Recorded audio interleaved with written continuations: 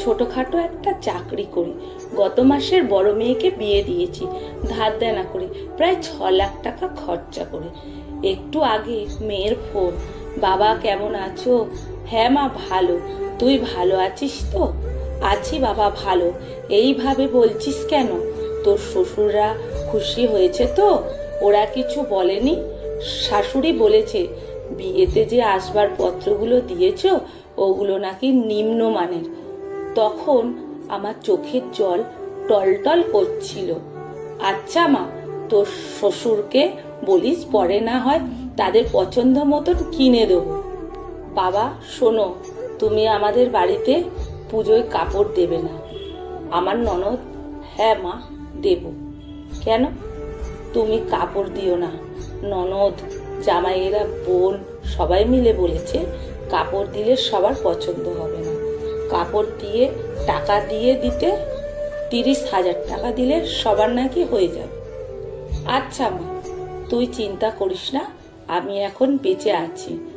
আমার বুঝতে দেরি হলো না, এতক্ষণে মেয়ের চোখের অনেক জল গড়িয়ে পড়েছে। আচ্ছা বাবা, এখন ফোন রাখি। আচ্ছা মা, তুই ভালো থাকিস। রাতে ছোট ছেলে বাড়ি ফিরে আমাকে বলেছে, বাবা তুমি আছো? হ্যাঁ আছি।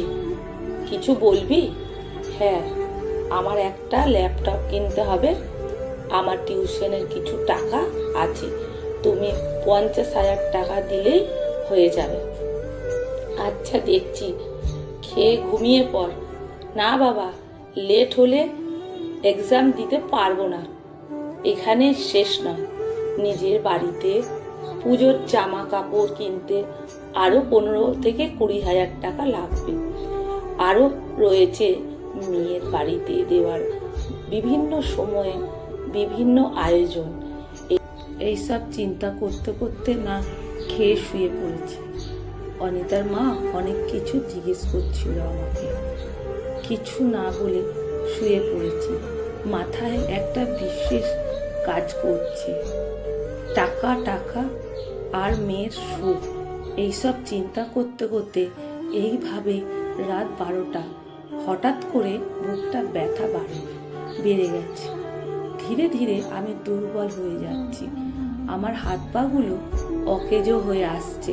আমার সারা জীবনের অনেক স্বপ্ন ছিল অসমাপ্ত রয়ে গেছে। সেই চিন্তাগুলো এখনো আমার পিছু ছাড়ছে না। মনে মনে ভাবছি, পরের দিন সকালবেলা সবাই কান্নাকাটি করছে। আমার ছোট মেয়ে আর আমার স্ত্রী সবচেয়ে বেশি কাঁদছে।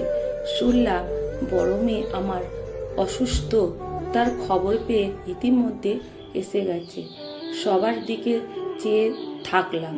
অনেক কিছু বলতে চাইছি, কিন্তু কিছুই বলতে পারছি না।